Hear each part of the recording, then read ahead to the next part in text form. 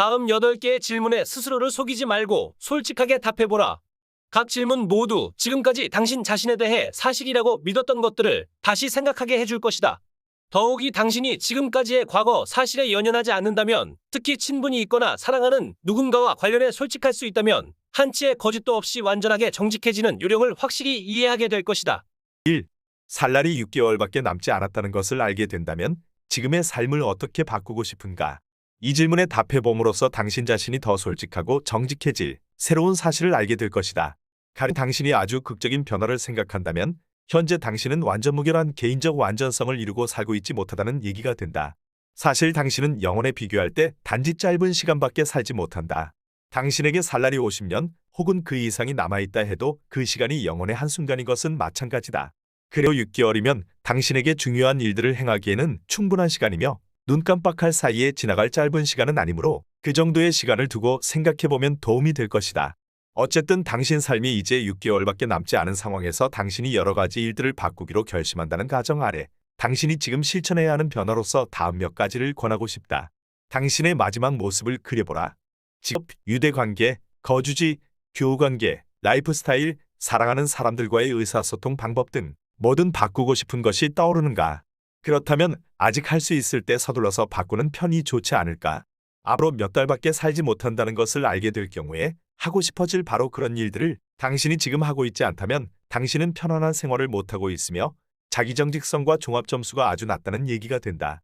정말로 바라는 대로 사는 것이 아니라 마지못해 사는 신용만 내는 시기어서는 삶에서 목적이나 의미를 느낄 수가 없다.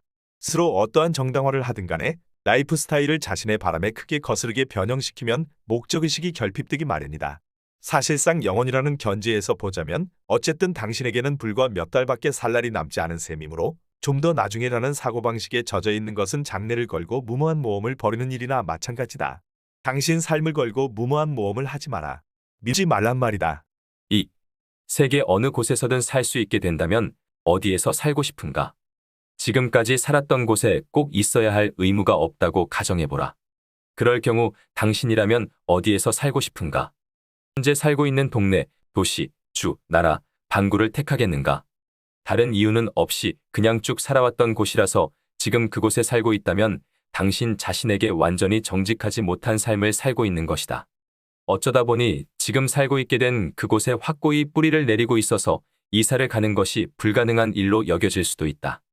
하지만 그런 논리 대부분은 그 근원을 파고들면 새로운 일을 시도하기가 두려워서 차라리 지금 있는 곳에 그런대로 만족하면서 더 쉽고 더 안전하며 걱정이 덜한 생활을 하려는 것이다. 어디든 당신이 원하는 곳에 살면 그뿐이다. 과거사에 얽매여 한 곳에 뿌리 내리려 하지 말고 당신 자신이 정말로 있고 싶은 곳에 있어라. 새로운 곳으로 옮겨 변화를 맞으며 어디든 개인적으로 마음이 끌리는 곳에서 자신의 잠재력을 확인해보는 것이 두렵다면 그 두려움은 애초에 당신 자신에게 정직하지 않음으로써 비롯되는 것이다. 어쩌면 당신은 자신의 무력증을 변호하면서 생애 지금 시점에서는 다른 곳으로 옮기는 것이 불가능하다고 생각할지도 모른다. 하지만 다른 어딘가에 있고 싶은데도 이런저런 이유로 지금 사는 곳에 계속 머물길 택한다면 당신은 완전하게 정직한 견지에서 삶을 살아가고 있지 못하다는 얘기다. 이것은 당신이 감옥에 갇혀 있는 경우가 아닌 한 아무리 반박해도 부인할 수 없는 사실이다. 3. 시계도 없고 수면 시간을 측정할 그 어떤 방법도 없다면 잠을 얼마나 잘 것 같은가? 당신은 잘 시간이 되면 잠자리에 드는가? 일어나기로 정해진 시간이 되면 일어나는가?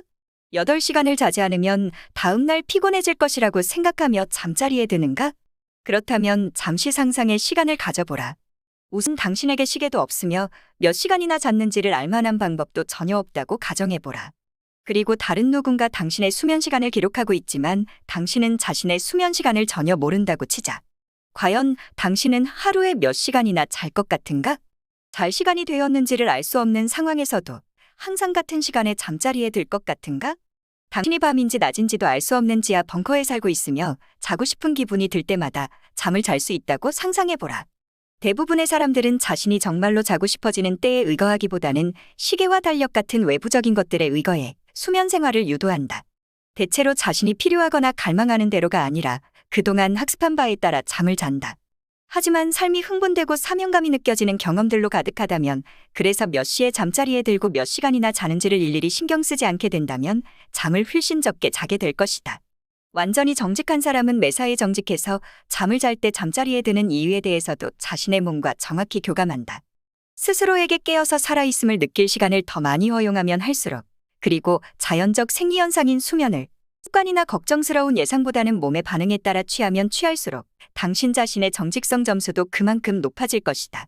수차례 연구에서도 밝혀졌다시피 사람들은 바쁘게 지내면서 시간 가는 줄도 모른 채 흥분된 삶을 살면 잠에 대해 덜 생각한다. 또한 그런 사람들은 피로라는 것을 좀처럼 모르며 인간으로서의 목적의식을 더욱 뚜렷이 느낀다. 4. 식사 시간이 따로 정해져 있지 않다면 언제, 얼마나 먹겠는가? 배가 고플 때만 먹을 수 있으며 시장기가 채워질 정도만 먹을 수 있다고 가정해보라. 그래도 지금과 똑같은 식습관을 가질 것 같은가? 상당수 사람들이 몇 시간 후에 배가 고파지게 될까봐 미리부터 식사를 한다. 또한 자신 내부에서 울리는 배꼽 시계에 따르기보다는 외부 시계에 따라 먹는다. 완전한 정직성에는 언제, 무엇을 먹을지의 문제를 외부적으로 부과된 지침보다는 자신의 욕구에 따라 스스로 결정하는 것도 포함된다. 아이들은 식습관을 자기가 알아서 조정하도록 믿고 내버려두면 적절한 영양에 대한 강한 균형 감각을 발전시키는 경향이 있다.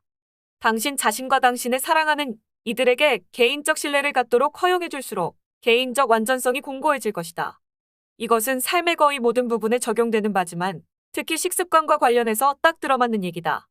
어떤 부모들은 아이들에게 밥을 먹일 때 식사 시간을 그야말로 전쟁터를 방불케 하면서 말 그대로 강제로 먹이는가 하면 야채 하나를 먹일 때마다 뭔가 보상으로 타협하곤 한다. 말하자면 당신 자신과 당신이 사랑하는 이들에게 신뢰를 주지 않으면 건강에 유익함을 주는 식사 시간이 지극히 자연적인 과정이 되지 못하고 악몽같이 끔찍한 시간으로 바뀔 수 있다는 얘기다. 단지 식사 시간이 되었다는 이유로 다른 사람들이 모두 식사를 하려 한다는 이유로 혹은 지금 먹지 않으면 몇 시간 후에 배가 고파질 것이라는 이유로 먹을 필요는 없다. 먹고 싶을 때 먹는 것이 딱 좋으며 당신 자신의 건강에 대해 적당한 판단을 내릴 것이라고 스스로를 신뢰하지 못하는 경우가 아니라면 그 어떤 지침도 따를 필요가 없다. 5. 돈 같은 것이 없다면 어떻게 하겠는가? 그냥 뭐든 마음껏 상상해보라. 생계를 꾸리는 문제는 제쳐두고 경제적 측면에서 부담 갖지 않아도 된다면 무엇을 하고 싶을지도 자문해보라. 현재 당신에게 아무런 의미도 없는 뭔가에 고군분투하며 삶을 보내면서 각종 청구서들을 지불할 돈을 얻기 위해 어쩔 수 없이 그 일을 해야 한다는 말로 스스로를 정당화하고 있다면 당신은 당신 삶에서 개인적 부정직성을 취하기로 선택한 것이다. 이것은 목적의식보다 돈을 더 중요시하는 삶이며 이런 식의 우선순위를 계속 고수하는 한 언제나 목적과 완전한 자기정직성은 결핍될 것이다. 사람이 돈을 쫓게 만들기보다는 돈이 사람을 쫓게 만드는 식의 개념을 진지하게 고찰하여 이를 실천으로 옮기는 사람들은 그다지 많지 않다. 즐거움과 목적의식을 가져다 주는 일을 하다 보면 삶에서 성취감을 얻을 수 있을 뿐만 아니라 책임을 다하며 빚을 지지 않고 지낼 정도의 돈 또한 당신을 쫓아오기 마련이다. 하지만 금전적으로 파탄이 나서 결국엔 일신의 안녕마저 허물어질 것이 뻔하다는 이유를 내세워 당신이 정말로 좋아하는 일을 할 수 없다고 믿고 있다면 돈을 쫓는 신드롬을 계속 따를 테고 이런 신드롬은 그 자체로서 당신을 심리적 교착 상태에 빠뜨릴 것이다. 무엇이든 당신이 정말로 즐거워할 만한 일은 가장 훌륭한 생계수단이 될 수도 있다. 지구상에는 모든 수요처가 있는 법이다. 당신이 개인적으로 성취한 일로부터 이득을 볼 수십억에 이르는 잠재 인구가 있지 않는가. 따라서 외부적인 안정감을 보장받기 위해 돈을 쫓기보다는 목적의식을 일깨워줄 일들을 하기 위해 위험을 무릅쓸 만큼 당신이 스스로에게 정직할 수 있느냐 없느냐만이 문제다. 이 방면에서는 위험 감수가 불가피하며 따라서 그 위험을 피하기로 선택한다면 대중가요의 가사처럼 나는 행복한 바보가 되어 금전을 위해 버둥거리려네 식의 태도를 취하게 되는 것이다. 6. 당신이 실제 몇 살인지를 모른다면 몇 살로 살고 싶은가? 만약에 당신이 생일을 모르며 어떻게든 나이를 알아낼 방도도 없는 상황이라면 자신을 몇 살로 추정할 것 같은가? 현재 특정 연령대만이 할 수 있는 일이 있다는 판단 후에 나이를 이유로 수많은 일들을 금기시하고 있지는 않은가? 나이 어린 사람과 나이 많은 사람은 처신법이 달라야 한다고 여기는가? 나이와 관련해 고정관념을 갖고 있다면 당신은 당신 자신에게 완전히 정직하지 못한 것이다. 당신 상상에 부합하는 것이라면 나이에 상관없이 뭐든 해도 된다. 같은 연령대에 속하는 사람들 가운데 당신 행동을 너그럽게 봐주는 이들이 아무도 없더라도 개의치 마라. 사실 자신에게 완전히 정직한 사람은 생각으로조차 나이에 구애받지 않는다. 나이는 마음먹기에 달린 문제며 나이에 따른 제한들은 모두 스스로 부과하는 것이다. 당신이 정말로 원한다면 그네를 타거나 디스코장에 가거나 요즘 젊은이들 사이에 유행하는 팝음악을 즐겨 듣거나 손가락을 빨거나 뭐든 해도 된다. 사실 나이를 모른다면 주로 삶에 대한 태도에 따라 나이를 추정하게 될 것이다. 당신은 75세가 되어서도 젊고 활기 넘치게 살 수 있으며 출생증명서 같은 문서가 없거나 사람들이 직접 나이를 상기시켜주는 일이 없다면 나이 차이를 그다지 느끼지 못할 것이다. 완전하게 정직하고 목적이 있는 사람은 삶의 여러 선택에서 나이를 따지지 않는다. 무슨 일이든 생애의 특정 시기에 하는 것으로 여겨지는 통념대로가 아니라 자신에게 맞는다고 느껴지면 그 느낌에 따라 행동한다. 어떤 사람들은 나이를 먹어 30세, 40세, 50세, 60세 생일을 맞으면 정신적으로 큰 충격에 휩싸이고 만다. 반면에 이런 인위적인 경계선에 조금도 신경 쓰지 않은 채로 비교적 자신에게 정직하게 살면서 나이에 개의치 않고 스스로 선택한 바를 믿고 나가는 이들도 있다. 7. 오늘부터 당신의 성격이 새로워질 수 있다고 가정한다면 어떤 성격을 갖고 싶은가? 더 결단력 있고 덜 소심하며 더 사교적이고 자책감에 덜 빠지며 더 착실하고 더 유머가 있으며 덜 어리숙하고 사람들이 다가오기 더 편한 사람이 되고 싶은가? 당신이 지금 바라는 대로의 성격을 가지고 있지 못한다면 현재 당신은 자신에게 완전하게 정직하지 않는 삶을 살고 있는 것이다.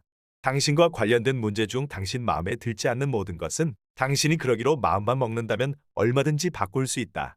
물론 결심만으로 다 되는 것이 아니라 그에 상응하는 노력도 뒤따라야 하지만 여기에서 강조하고자 하는 바는 결정적인 선택은 전적으로 당신에게 달려있다는 것이다. 당신이 지금 가지고 있는 성격은 당신이 그대로 용인해 줌으로써 비롯된 결과다. 완전히 새로운 성격을 선택할 기회가 주어진다면 지금과 다른 성격을 선택하고 싶은가? 사실 당신이 인식하지 못하고 있을 뿐 당신에게는 바로 지금도 그런 선택권이 주어져 있다.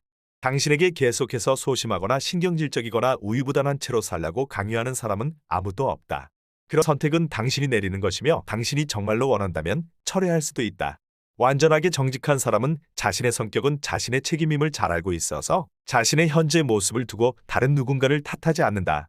현재 자신이 선택한 모습의 유년기 경험이 다소 영향을 미쳤음을 인식하더라도 마찬가지다. 완전한 정직성을 갖추면 남 탓이라는 것을 하지 않는 법이다. 다시 말해 자신의 현재 모습에 대해 남들을 비난함으로써 자신에게 자신이 바라는 대로의 모습이 되려는 능력과 의지가 부족한 것을 변호하지 않는다. 8. 사람들을 묘사할 때 흔히 쓰이는 형용어들을 활용할 수 없다면 당신 자신을 어떤 사람이라고 표현할 텐가? 당신 스스로를 정의하되 대다수 사람들이 크게 의존하는 전통적인 형용어들을 사용하지 못하는 상황이라고 가정해보라. 말하자면 나이, 거주지, 출신 학교, 인종, 경력, 가족관계, 경제적 위상, 기혼 여부, 머리색, 키, 이름 등등에 대해서는 말할 수 없는 상태에서 당신이 어떤 사람인지를 정확히 묘사해야 한다. 할 수 있겠는가? 우리의 실상을 감추는 가면으로 번번이 활용되고 있는 전통적인 형용어들에 의지하지 않은 채로 당신 자신을 설명할 수 있는가? 인간으로서 당신이 느끼는 감정에 대해 솔직하게 얘기할 수 있는가? 당신의 개인적인 목적의식과 의미의식에 대해서는 어떤가? 당신의 감성, 초조함, 자기변명, 열망에 대해 설명할 수 있는가? 사랑을 주고 받을 수 있는 능력이 어떠한지에 대해 솔직히 터놓고 얘기할 수 있는가? 세상에 기여해 지구상에 당신의 족적을 남길 수 있는 능력에 대해서는 어떤가? 이력서나 입사지원서를 작성하듯 전통적 형용어에 의지해 당신을 설명해야 한다면 당신의 개인적 정직성이나 목적의식은 당신의 외부적 면모나 업적들에 가려져 빛을 발하지 못할 것이다. 이럴 경우 당신은 자신을 한 명의 각별한 인간으로서 아니라 일종의 통계표처럼 보기 십상이며 이런 이미지가 현실로 굳어진다면 그것은 당신 자신이 자초한 결과일 뿐이다. 완전한 정직성을 갖추려면 당신 자신과 당신만의 독특한 인간성을 분명히 밝힐 수 있어야 한다.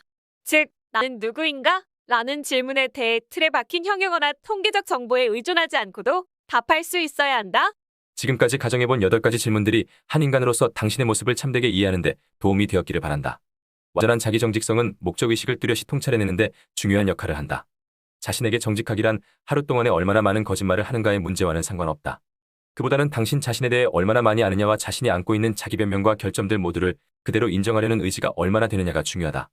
맞으면 거울 속을 들여다보고 당신 자신을 마주하면서 있는 그대로의 자신 모습을 볼 줄 아는 능력이 관건이다. 자기 기만 중에서도 최악의 자기 기만이라면 실제와 다르게 가장하고 있으면서도 가장하고 있지 않는 것처럼 가장하는 것이다. 자기 기만은 남들에게 당신의 실제 모습을 속이는 것과는 별개의 문제다. 당신 자신을 속일 경우엔 당신 삶을 진정으로 가치 있는 삶으로 변화시킬 수 있는 목적의식과 의미의식이 결핍되기 때문이다. 진정한 목적의식은 날마다 무슨 일을 해야 할지를 정하는데 초점이 맞추어지지 않는다. 그보다는 정직한 태도를 취하면서 자신의 신념에 따라 나날을 이어가고자 전념하는 데 중점을 둔다. 사람들은 내게 끊임없이 묻는다. 어떻게 해야 제가 정말로 하고 싶어하는 일이 뭔지를 알 수 있을까요? 대다수 사람들이 여기에 답을 얻지 못하는 이유는 자기 내부의 목적의식에 의거해 성공하길 바라기보다는 무작정 성공을 쫓고 싶어하기 때문이다. 이해하기 어렵고 심지어 형이상학적으로 들릴지도 모르겠지만 나는 다음 니체의 말이 위의 질문에 대한 최고의 답이 될 것이라고 본다. 왜 살아야 하는가 하는 이유를 알고 있는 사람은 삶의 어떤 경우에서도 견딜 수 있다. 온전한 정직성은 당신이 무슨 일을 선택하느냐에 따라 얻어지는 것이 아니다. 무엇을 하든 그 일을 하고 있는 이유가 당신 스스로를 가치 있다고 느끼기에 합당하다고 생각함으로써 얻어지는 것이다. 지혜이숲 채널 운영자 성필원은 무계획적인 사상가를 뜻하는 캡이라는 필명으로 활동하며 스스로를 학문과 성공의 지혜를 결합시킨 최초의 세속 철학자로 칭한다. 기존의 인식과 완전히 다른 의미 있는 삶의 철학을 추구하면서 그 결과물을 글과 강연을 통해 발표하고 있다. 양처럼 살 것인가 늑대처럼 살 것인가와 생존, 정법으로커, 인간농장 등 다수의 저서를 펴냈으며 내 안의 백만장자와 행동하라. 그러면 부자가 되리라 를 직접 번역해 책으로 내기도 했다. 페이스북에 20만 명 힘이 되는 좋은 글 같은 다양한 사이트들도 운영 중이다.